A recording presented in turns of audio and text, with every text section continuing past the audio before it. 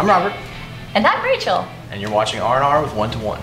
So Robert, I was going through my email the other day on my iPhone, and I saw an email that I deleted on my computer. When I tried to delete it again, it gave me an error. And I bet now your mail app says that you have messages waiting, but you really don't. Yeah, it's really annoying. Can you fix it? I can, and I can actually show you how. Let's take a look.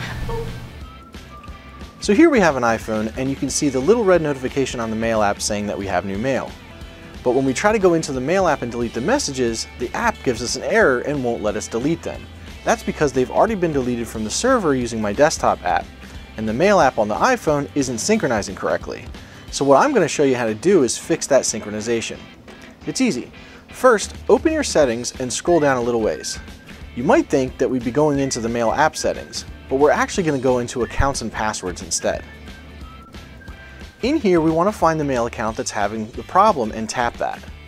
Next, what we're going to do is turn off the mail synchronization by sliding that over to the off position. You'll want to leave that off for about 30 seconds or so. That's going to be long enough for the mail server and the iPhone to communicate. Then go ahead and turn the mail synchronization back on. Make your way out of the settings, and there you go. You can see now the red notification is gone from the mail app, and those rogue messages that it wouldn't let us delete are gone.